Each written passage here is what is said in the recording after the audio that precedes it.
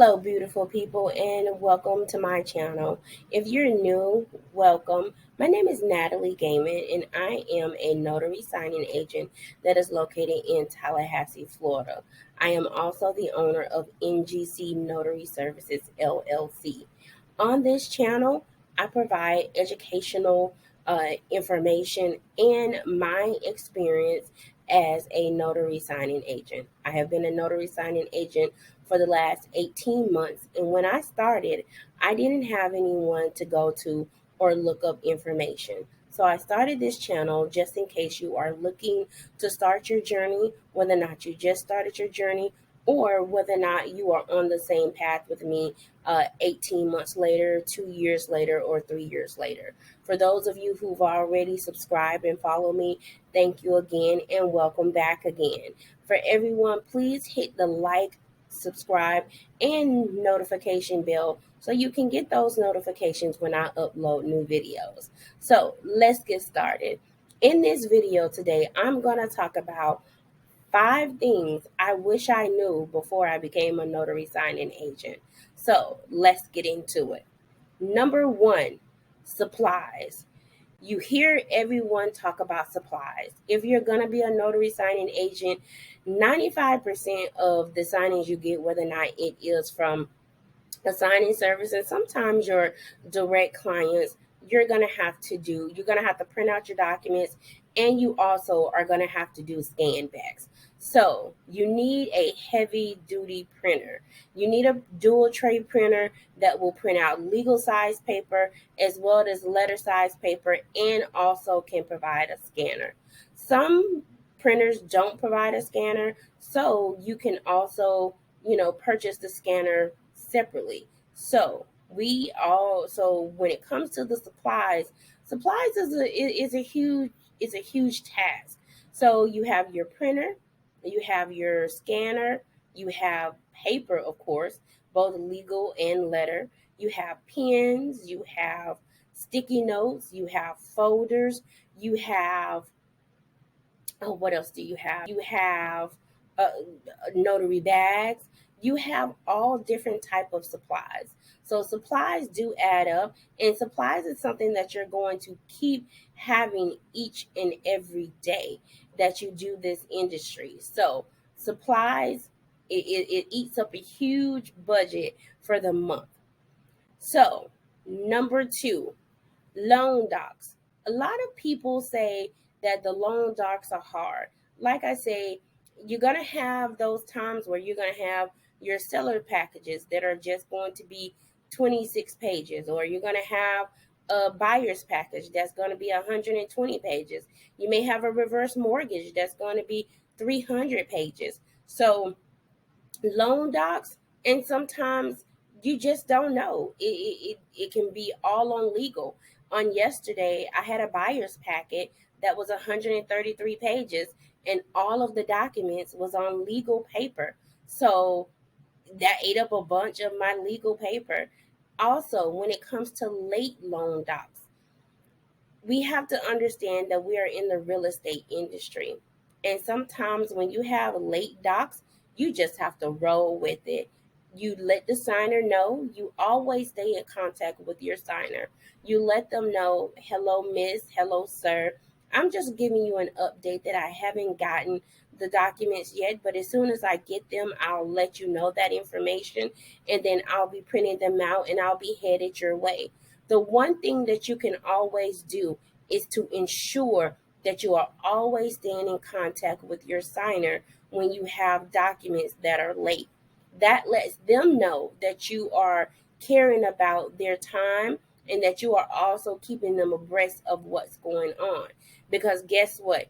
Even though we all love those documents that we're going to have, and we want them to come on time so we can do our review and do our appropriate ahead of time things, sometimes that is not going to work. So sometimes you just have to go with the flow because you're going to have late documents. Now, number 3, travel and time management. I wish I knew about the travel and the time management. In order travel man in the travel, If you don't like driving, this is not the industry for you. You have to be able to drive. Being a mobile notary, you have to be able to drive. My radius for where I live is that I am willing to go one way 75 miles one way. So with the way gas prices are now, it has to be worth my while. But I understand that I like seeing the different parts of my area that I don't normally see on a daily basis. So when I get to go to those rural places that has a lot of country places, or you have a lot of farms, and you get to see a lot of animals, or you get to meet different people, because I am a people's person. I love that so much. So I love getting to see those type of areas. If you don't like driving, this is not the job for you, or you will have to prepare yourself mentally in order to understand and know that doing a mobile notary job, as a notary signing agent, or just a regular notary public, it takes driving. You have to center and understand that driving is at the center of being a mobile notary. So, travel and understanding that you're going to be putting miles on your car, which means you're going to be filling up your tank a lot, then you have to understand that you are ready for that. If that is something that you're not ready for, you would either need to hold off, or you would either need to shorten your radius for a little while, and then over time, add on to your radius and when you think you're ready. So you may want to start with 25 miles out. And then you say, okay, you know what? After 6 months, you may want to say, let's go to 50 miles out. And then, maybe a year later, let's see what happens if I can go 75 miles out. It only takes time, but it will be worth your while, because you will get those extra bucks if you go to those rural areas that are outside of your general location or your city limits. Time management. Time management is another big thing when you're a mobile notary. Being a notary signing agent, if you have multiple signings, you have to be able to ensure that everything is organized so everything can go smoothly. As we know in life, sometimes things don't go smoothly, and when they don't, then what we do is that we just have to adjust on the fly. On yesterday, I had 5 signings. My first one was at 8 o'clock yesterday morning, and the last one was scheduled for 4 p.m. Yesterday, everything didn't go smooth. I got all 5 signings completed successfully, and all packages dropped off at FedEx. But everything did not go smooth. I had some bumps in the road during yesterday, but those 5 signings got done because I adjusted on the fly, and I was organized to ensure that the night before or the days before, I made sure that I had all my documents. I had them in the order that my signings were, and I also knew what my game plan was, just in case that I had those bumps in the road. That's why when you have your time management and you're scheduling your signings, it is sometimes good to have an hour or hour and a half between your next appointment, in order to make sure that you can make each signing on time, and also give each signing the amount of time it needs, so you can make sure that that signing is done correctly. Number 4, pets. I am not a pet lover. I am not like my daughter. My daughter loves pets, and she's in school to become a veterinary technician. I don't like pets. So when you're going to signers' homes, you do have the option, when you call to confirm, to ask them if they have pets, and are you willing. If you're not a pet lover, ask them, are you willing to put your pets up during the signing duration? If they say no, then you may want to ask them, is it okay if you all meet at a central location to do the signing, or you just have to suck it up and deal with the pet while you're there. This has happened to me on multiple occasions. I am not a pet lover, but I have learned to adjust and deal with pets when they are. I'm not afraid of them. I just don't like them. So most of the signings I've had, they've had dogs, or they've had cats, or they've had a combination um, of both. So during signings, what I normally do is that I'll greet the dog at the door. I'm polite to the dog. I don't have any fear of the dog, and so therefore I'm fine. Now, if we're in a signing and the dog starts licking on my leg or start licking on my foot, I politely stop and I ask the owner if they could ask the dog to stop, and if they could bring the dog near them or put the dog up, only because now the dog is in my personal space. But I haven't had any issues asking the signers to do that. They would ask me when I walk in the door, we have a dog, or is that okay? Can they stay out? And if they start to getting loud, then we'll put the dog up. So those are issues that I have. So when you have those pets issues, you do have the right, when you call for confirmation or even when you get there, to ask the owner to put the dog up. Now, it is at the owner's discretion, because this is their home that we're coming into in order to get these documents completed for them, whether or not they say yes or no. If they say no, then you just have to adjust on the fly and deal with it accordingly based on what happens throughout the signing. If not, then just roll with it and keep it moving, and know that the dog is there or the pet is there, and you're there to get a job done, completed, and move on. And number 5 is payments. I wish I knew that I did not get paid on the spot. I wish I knew that I did not get paid the next day. There are some signing services that pay you net 30. There are some signing services that pay you net 45. There are some signing services that pay you net 60. There are some signing services that even pay you net 90. You would need to read the instructions when you are assigned a signing, and you would have to make that decision on whether or not you are okay with getting paid 30 days later, or whether or not you're getting paid 60 days later, or even 90 days later. I did actually, when I first started, I had one of my signings that I completed. If I'm not mistaken, it was a VA application, and it took them 90 days to pay me. And unfortunately, I didn't look at the instructions in order to see what their payment schedule was. But when I did, I realized, oh, okay, well, I really will have to decide from now on whether or not I want to complete signings with you, since you don't pay until 3 months later after the signing has been completed. So since then, I haven't done any more for them, but it's not that I didn't want to. It's just that I haven't been assigned any of them that I may have received a notification for. So you have to understand, unless you're going direct, and if you do go direct, you will get that money sooner than you would with a signing service.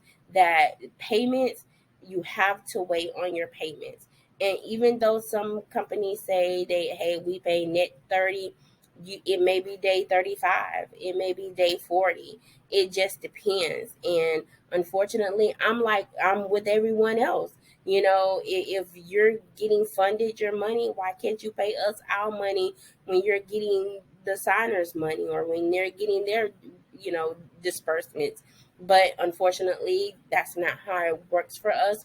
And so we have to understand that this happens, in that payments, you have to understand that, hey, I'm okay with getting paid 30 days out because I have enough funds to do this, or I have enough funds to do that, or I'm okay with even going 60 days out. So these are things that we have to do in order to understand that payments don't come when we want them, but we also understand that payments are going to be there for us. So I'm going to give you guys a bonus. The bonus is what I wish I knew before I became a notary signing agent, is that this is not quick money. This business takes work. When I first started, I got into the hype of the Facebook groups. I'm not even going to lie. I heard the people, I saw the comments in the Facebook groups.